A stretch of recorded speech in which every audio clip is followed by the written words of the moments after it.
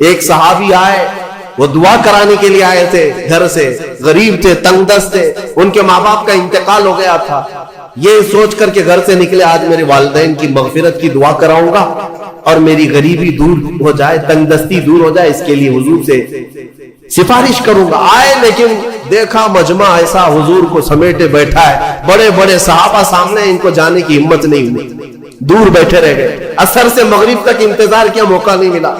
مغرب کی اذان ہوئی, نماز کے لیے میرے آقا تشریف لائے. نماز کے بعد پھر حضور بیٹھے, لیکن بڑے بڑے صحابہ نے گھیر لیا. یہ غریب صحابی تھے, دور کھڑے رہ گئے. کہاں پھلان پھلان کر کے جاؤں گا, پیچھے کھڑے رہے. عشاء کی اذان ہو گئی, عشاء تک موقع نہیں ملا. عشاء کی نماز پیچھے پڑے, اور عشاء کے بعد میرے آقا صلی اللہ علیہ وسلم سیدھے اپنے گھر میں جاتے تھے. اب بیٹھک نہیں ہوتی تھی. اب عشاء کی نماز کے بعد حضور اپنے حجرے کی طرف نکلے. یہ صحابی کہتے ہیں, میں نے سوچا موقع تو آج دن بھر نہیں ملا, ہاتھ باندھے پیچھے پیچھے چلتے رہے. حضور اپنے دروازے پر پہنچ گئے اور پیچھے مڑ کر کہتے ہیں, جا اللہ تیری غریبی دور کرے, تیرے ماں باپ کی مغفرت کرے. کس نے کہا میرے نبی سے, کس نے کہا میرے عزیزوں؟ اسی لیے تو ہمارا عقیدہ یہ ہے کہ وہ دلوں کی بھی سنتے ہیں, اس کی بھی سنتے ہیں جسے بولنا نہیں آتا. وہ لکڑیوں کی جب سنتے ہیں, ہرن کی جب سنتے ہیں, تو امتیوں کی کیوں نہیں سنیں گے؟ ہم یہاں سے پکارے, وہ وہاں سے سنیں. مصطفیٰ کی سماعت پہ دور و نزدیک کے سننے والے وہ کان, کانے لالے کرامت پہ. اسی لیے سنیوں میں کہتا ہوں کہ تفسیر بھی سننا ہو تو عشق مصطفیٰ کے ساتھ سننا. مزہ ہی کچھ اور ہے کہ اپنے نبی کو چھوڑ کر محفل کون سی ہوتی. رسول جس محفل میں نہ ہو تو محفل کہاں ہے؟ اسے محفل نہیں کہا جاتا. بلے شاہ میاں رحمت اللہ علیہ بڑے صوفی بزرگ ہے, وہ کہتے ہیں جس دل میں حضور کی یاد نہ ہو اس دل میں کتے بستے ہیں, کتے ہوتے ہیں, جانور بستے ہیں. حقیقت ہے دل اسی کو کہتے ہیں جس میں حضور کی یاد آئے. دل ہے وہ دل جو تیری یاد سے معمور رہا, سر ہے وہ سر جو تیرے نام پہ قربان. ہاں, دل اور سر وہی ہے جو حضور کے لیے ہو, حضور کے لیے نہ ہو تو پھر یہ کدو کا ایک ٹکڑا ہے اور دل جو ہے سینے کے اندر وہ گوشت کا ایک چھترا ہے اور کچھ نہیں. ہاں, بس ان کی حیثیت اتنی ہے, دونوں کندھوں کے بیچ میں ایک کدو کا ٹکڑا ہے اور سینے کے اندر گوشت کا ایک چھترا ہے. اسے دل مت کہنا اور اسے سر مت کہنا. دل کہنے کے لیے ضرورت اس بات کی ہے کہ دیکھو پہلے اس میں حب مصطفیٰ ہے یا نہیں. سر کہنے کے لیے ہر ایک کو سر مت کہنا, بلکہ اعلیٰ حضرت فرماتے سر صرف وہی ہے جو ان کے قدموں پہ قربان ہونے کو تیار ہے, وہی سر ہے. بہرحال آج کی اس تفسیر میں ہم نے بارگاہ رسول کا ادب پڑھا. اسی لیے ہے میرے عزیزوں, حضور پاک صلی اللہ تعالی علیہ وسلم کو چھوڑ کر دنیا کا کوئی علم نہیں ہے, کوئی علم نہیں. واللہ اعلیٰ حضرت فرماتے ہیں ذکر خدا بھی جو ہے اللہ کا ذکر کرنے کے لیے جب بھی کھڑے ہوں گے, اگر اس میں مصطفیٰ کا ذکر نہیں آیا تو اسے ذکر خدا کہا ہی نہیں جائے گا. ذکر خدا ہے ہی نہیں. ذکر خدا جو ان سے جدا چاہو نجدیوں, واللہ ذکر حق نہیں کنجی سقر کی. فرماتے ہیں یہ جہنم کی چابی ہے, حضور کا ذکر چھوڑ کر کے اگر تم کہتے ہو بخدا خدا کا یہی ہے در, نہیں اور کوئی مفر مکر. اس کو میں سمجھاؤں آپ کو. اعلیٰ حضرت فرماتے ہیں مفر کا مطلب ہوتا ہے بھاگنے کی جگہ, اور مکر کہتے ہیں ٹھہرنے کی جگہ. حضور کو اگر چھوڑو گے تو نہ بھاگنے کی جگہ ہے نہ ٹھہرنے کی جگہ. ہبلی میں نہیں, پوری دنیا میں. ہاں, نہ بھاگنے کی جگہ ملے گی نہ ٹھہرنے کی جگہ ملے گی حضور کو اگر چھوڑو گے. اگر کوئی یہ سمجھتا ہے نا ہمارے پاس جگہ ہے ہمارے پاس, کس کے؟ ہاں, پی ایم کے چرنوں میں ہے, سی ایم کے چرنوں میں ہے ہمارے پاس جگہ. تو جتنے دن راج کرنا ہو 4 دن کی چھاندنی ہے. پھر دیکھنا ایک وقت آئے گا جب تمہاری روح قبض ہوگی, سامنا میرے مصطفیٰ کا کرنا ہوگا, اور پھر ملائکہ تمہیں بتائیں گے, اور قیامت کا دن تو یہ حساب کا ہوگا.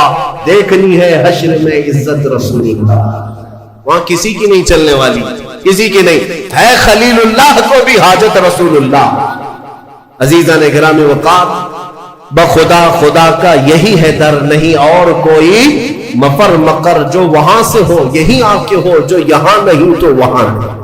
تفسیر قرآن کے لیے بھی حضور پاک صلی اللہ تعالی علیہ وسلم کی محبت شرط ہے، شرط ہے۔ حضور کو چھوڑ کر ایک ابھی سوشل میڈیا میں گمراہی پھیلانے والے کئی ایسے موسمی کیڑے آتے رہتے ہیں، اور آج مجھے جوانوں کو بتانا اس لیے بھی ضروری ہے کہ یہ اپنا آدھا دین جو ہے سوشل میڈیا پر ہی سمجھ بیٹھے ہیں۔ ہاں، ان کا سب سے بڑا استاد تو علامہ گوگل ہے۔ مولانا گوگل سے پوچھیں گے، نام بھی اسی سے پوچھیں گے، مسئلے بھی اسی سے پوچھیں گے، اور گوگل صاحب سب بتا دیتے ہیں۔ تو جس کا استاد گوگل ہے وہ سنے، وہ سنے۔ ہر چیز اس میں جو آ جاتی ہے وہ صحیح نہیں ہوتی۔ ہاں، شہد دکھائے زہر پلائے، قاتل ڈائن شوہر کش، اس مردار پہ کیا للچانا دنیا دیکھی بھالی۔ اعلیٰ حضرت نے اس کی بہت پہلے تشریح کر دی تھی۔ یہ وہ دنیا ہے جو تمہیں شہد دکھاتی اور زہر پلاتی۔ کچھ لوگ ایسے آئے ہوئے ہیں اس میں۔ ایک شخص آیا، وہ کہتا ہے کہ صرف قرآن، اس میں کسی حدیث کی ضرورت نہیں، حدیث لینا ہی نہیں ہے، نہ بخاری، نہ مسلم، نہ ترمذی، نہ ابو داؤد، نہ نسائی، نہ ابن ماجہ، نہ مشکات، کوئی حدیث نہیں چاہیے، قرآن ہی چاہیے، صرف قرآن۔ قرآن سے ہمیں یہ خبر ملی، کچھ نوجوان اس میں بہکتے چلے گئے۔ ہاں، قرآن ہی تو سب کچھ ہے اس کے اندر۔ جب اللہ نے فرمایا سارا بیان ہم نے قرآن میں اتار دیا ہے، کوئی خشکی تری چھوڑا ہی نہیں، سب کچھ قرآن میں ہے، تو پھر حدیث کی کیا ضرورت؟ وہ شک ڈالتے ہیں۔ ارے ظالم، تو یہ تو بتا یہ قرآن اترا کس پہ؟ یہ قرآن کہاں سے آیا؟ کون بتایا یہ آیت ایسی ہے؟ حضور کو چھوڑے گا تو ایک آیت بھی تجھے نہیں ملے گی۔ قرآن کس نے سنایا؟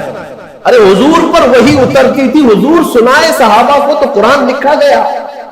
اگر حضور بیان نہ کرتے تو کیا قرآن آتا؟ آج نبی پاک کو چھوڑ کر کچھ لوگ یہ کہتے ہیں کہ کسی حدیث کی ضرورت نہیں، صرف قرآن، صرف قرآن۔ اے میرے عزیزوں، اس طرح کی گمراہیوں سے اپنے آپ کو بچا لو۔ میں حدیث میں یہ بھی بتا دوں، حضور پاک صلی اللہ علیہ وسلم نے یہ بھی بشارت 1400 سال پہلے دی۔ فرمایا ایک زمانہ تم پر آئے گا، ایک شخص آئے گا جو تکیے پر ٹیک لگا کر بیٹھا رہے گا اور پھر لوگوں سے کہے گا کہ صرف قرآن ہی کافی ہے، کسی حدیث کی ضرورت نہیں۔ حضور نے 1400 سال پہلے بتایا، 1400 سال پہلے حضور نے آگاہ فرمایا کہ ایسی گمراہ لوگوں سے، اور حضور نے یہ بھی فرمایا وہ لوگ ہیں جن کے لیے قرآن حلق سے نہیں اترتا، انہیں قرآن کی سمجھ نہیں ہے، لیکن وہ قرآن کے ذریعے پوری دنیا کو گمراہ کرنے کی کوشش کرتے ہیں۔ اے میرے عزیزوں، قرآن کو صرف گوگل سے نہیں، صرف فیس بک سے نہیں، بلکہ علماء صالحین باعمل عاشقان مصطفیٰ سے پڑھا تھا، تو پھر تمہیں ہر آیت کا مفہوم بھی سمجھ میں آ جائے، ورنہ ادھر کا ادھر مارتے رہ جاؤ۔ میں آپ کو بتاؤں ایک مثال، اللہ نے اپنے رسول سے فرمایا وَوَجَدَكَ ضَالًّا فَهَدَىٰ، سورہ والضحیٰ میں اللہ نے فرمایا وَوَجَدَكَ ضَالًّا فَهَدَىٰ۔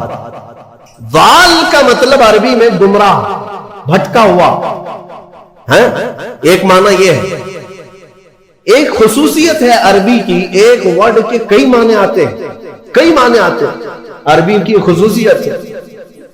کچھ الفاظ تو ایسے ہیں جن میں ایک ورڈ ہے 70 معنی ہیں، الگ الگ معنی نکلتے ہیں۔ یا عقل والا دیکھ کر کے ترجمہ کرے گا یہاں کیا مراد ہے۔ فار ایگزامپل العین، یہ عربی کا ایک ورڈ ہے جو آنکھ کو بھی کہتے ہیں، گھٹنے کو بھی عین کہتے ہیں، سورج کو بھی عین کہتے ہیں، پانی سے جو چشمہ نکلتا ہے نا سوتا، اسے بھی عین کہتے ہیں، اور پوری ذات کو بھی عین کہتے ہیں۔ کتنے معنی ہو گئے؟ سب ڈیفرنٹ ہیں۔ آنکھ کو بھی عین، گھٹنے کو بھی عین، سورج کو بھی عین، پانی کے چشمے کو بھی عین، ذات انسان کو بھی عین۔ تو اب اگر کہیں یہ کہہ دے کسی نے یہ کہہ دیا کہ میری عین سے پانی آ رہا تھا، تو ترجمہ کرنے والا ہے کہ ہاں مولانا کے گھٹنے سے پانی آ رہا تھا، ہاں، یا ترجمہ یہ کرو شاید مولانا کے سورج سے پانی آ رہا ہے۔ ارے میاں یہاں سورج کہاں سے آ گیا؟ ہاں عقل والا اتنا تو ترجمہ کرے گا. اگر یہ کہہ رہے میری عین سے پانی آ رہا تھا تو شاید ان کی آنکھ سے پانی. سمجھ میں آیا؟ ہاں اتنی تو سمجھ ماشاءاللہ ہمارا مجمع رکھتا. اگر میں ایک جملہ کہہ دوں تو ترجمہ آپ خود ہی کر لیں گے. مثال کے طور پر اگر میں یہ کہہ دوں عربی میں کہ آج عین 6:30 بجے نکل گیا, تو آپ ترجمہ کیا کریں گے؟ مولانا کا گھٹنا 6:30 بجے نکل گیا, یہ کریں گے؟ آپ کیا کریں گے؟ سچ بتاؤ. سورج. الحمدللہ یہ عقل ہے, یہ اتنی سمجھ ہے کہ سورج آج 6:30 بجے نکل گیا, یہ مطلب ہے. لیکن آؤ جس کی مت ماری جاتی ہے, جس کے اندر عشق مصطفیٰ نہ ہو, کوڑ ہو, وہ ایسی ترجمے کرتا ہے. ضال کا مطلب ہوتا ہے راستہ چھوڑا ہوا, بھٹکا ہوا. لیکن کچھ اچھے معنی بھی آتے ہیں اس کے, کچھ اچھے معنی بھی آتے ہیں. لیکن اچھے مکھی کو کہاں نظر آتے ہیں؟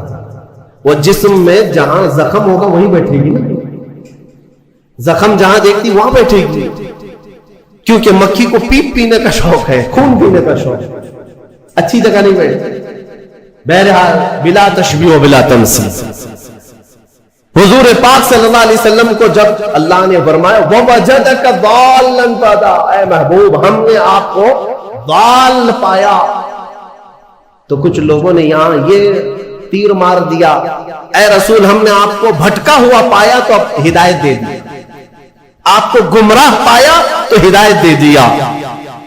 ظالموں, اگر رسول ہی گمراہ ہے تو پھر امت کو کیا ہدایت دے؟ وہ خود بھٹکے ہوئے اگر تھے تمہارے ترجمے کے حساب سے. بے عشق مصطفیٰ جب اس طرح کی تک بندیاں کرو گے, تیر مارو گے تو یہی ہوگا. ان سے جا کر پکڑ کر کوئی پوچھے کہ رسول گمراہ کب تھے, کب تھے کہ اللہ نے انہیں ہدایت دیا؟ اگر وہ بھٹکے ہوئے تھے, گمراہ تھے, اور اللہ نے ان کو ہدایت دیا, تو ہمارا عقیدہ ہی ختم ہو گیا کہ رسول معصوم ہوتے, عقیدہ ہی ختم ہو جائے. اسی لیے پھر ایسے جملوں کو سمجھنے کے لیے عشق کے امام کے دربار میں جانا ہوگا, جو حضور کی محبت بھی رکھتا ہو. اور وہ بریلی کے امام کی بارگاہ میں جب ہم پہنچتے ہیں, پوچھتے ہیں وَوَجَدَكَ ضَالًّا فَهَدَىٰ کا کیا مطلب نکلتا ہے, تو وہ عشق میں ڈوبی ہوئی زبان سے کہتا ہے اے محبوب ہم نے آپ کو اپنی محبت میں خود رفتہ پایا تو اپنی طرف راستہ دے دیا. کیا ترجمہ؟ خود رفتہ کا مطلب کیا ہوا؟ محبوب کو ڈھونڈنے کے لیے کبھی کوئی ادھر جا رہا ہے, کبھی ادھر جا رہا ہے. اس کو بھٹکا ہوا نہیں کہتے, اپنے محبوب کو تلاش میں سرگرداں ہے. ترجمہ کا حق بھی ادا کیا اور بارگاہ رسول کا ادب بھی ملا. اس لیے میں کہتا ہوں کہ پہلے نور کی ضرورت ہے, پھر روشن کتاب. اگر نور نہ ہو تو روشن کتاب نہیں نظر آئے گی. اس لیے نور مصطفیٰ کا واسطہ ضروری ہے, حوالہ ضروری ہے. انشاءاللہ اس بار ہم جو بھی تفسیر کریں گے وہ نور مصطفیٰ کی برکت سے کریں گے انشاءاللہ. اور ہم کوشش یہ کریں گے کہ کوئی تفسیر ہماری ذکر مصطفیٰ سے خالی نہ ہونے پائے, کوئی تفسیر ہماری, کوئی مجلس اور کوئی محفل ہماری ذکر مصطفیٰ سے خالی نہ ہونے پائے. اس لیے کہ ہمیں جو کچھ بھی ملا ہے یا رسول اللہ وہ تمہاری بدولت ملا ہے. اور اگر ہماری زبانیں تمہارا ذکر نہ کرے تو پھر یہ زبان کس کام کی ہے؟ دہن میں زبان تمہارے لیے, بدن میں ہے جہاں تمہارے لیے. یا رسول اللہ ہم آئے یہاں تمہارے لیے, اٹھے بھی وہاں. جب ہم انہی کے لیے آئے ہیں تو پھر کیوں نہ ان کا ذکر کریں. ہم مسلمان ساتھ میں اللہ تعالیٰ کا یہ شکر بجا لاتے ہیں کہ مولا تو نے اپنے حبیب کے چاہنے والوں کی جماعت میں ہمیں بنایا ہے, ہمیں اس جماعت میں رکھا جو صبح اٹھتی ہے تو مصطفیٰ جان رحمت پہ لاکھوں سلام کہتی ہے, اور اپنا سلام نمازوں کا پھیرتی بھی ہے تو کھڑے ہو کر یا نبی سلام علیکہ کہتی ہے.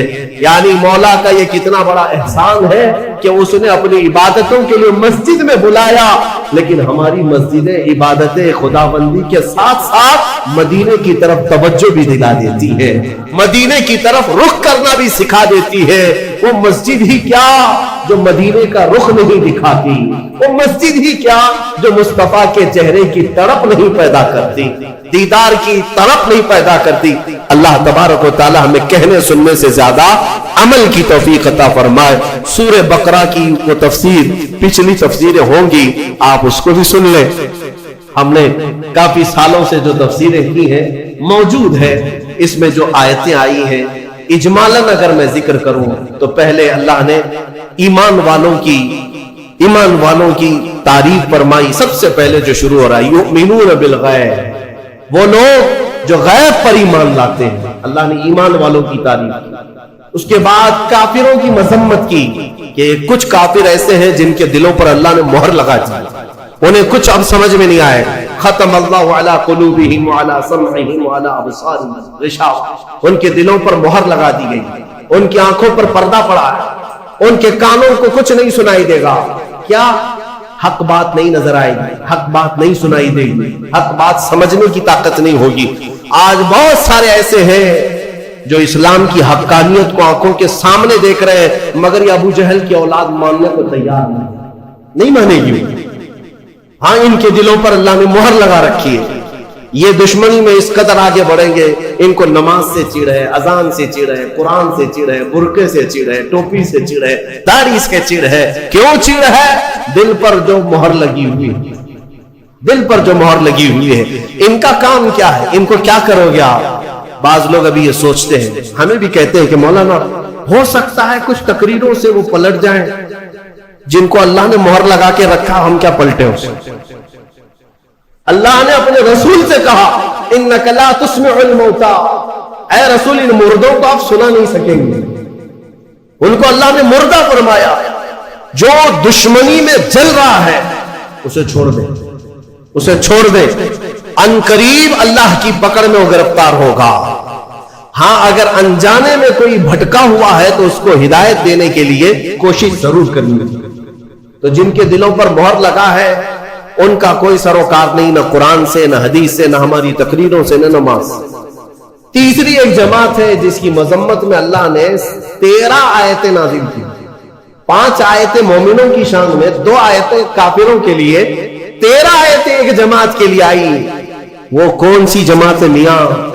مذبذبین بین ذلک لا الہ ہؤلاء ولا الہ ہؤلاء۔ قرآن کہتا ہے یہ وہ ہے جو مومنوں میں بھی نہیں ہے، کافروں میں بھی نہیں ہے، نہ ادھر کی ہے نہ ادھر کی ہے، ادھر کی ہے۔ اعلیٰ حضرت نے بھی فرمایا نہ ادھر کی ہے نہ ادھر کی ہے بلکہ ادھر کی ہے۔ یہ منافقین کی جماعت، منافقین کی مذمت میں اللہ نے 13 آیتیں بیان کی، اور اللہ نے ان کی سب صفتیں بیان کی ہے۔ کیا کیا کر، جب مال ملنے لگتا ہے تو کہتے ہیں ارے یہی تو حق مذہب ہے، ہاں اسی میں چلنے لگ جاتے ہیں، دوڑنے لگ جاتے ہیں۔ جہاں اسلام پر کوئی مصیبت آئی، کیا ہم پہلے بولتے نہیں تھے یہ بہت ڈینجر راستہ ہے، یہ بہت ڈینجر راستہ ہے؟ ہاں، ہم سے بہت سارے لوگ یہ کہیں گے ابھی اچھا چل رہا ہے، ارے مولانا کیا کہتے ہیں آپ، بہت اچھا ہے،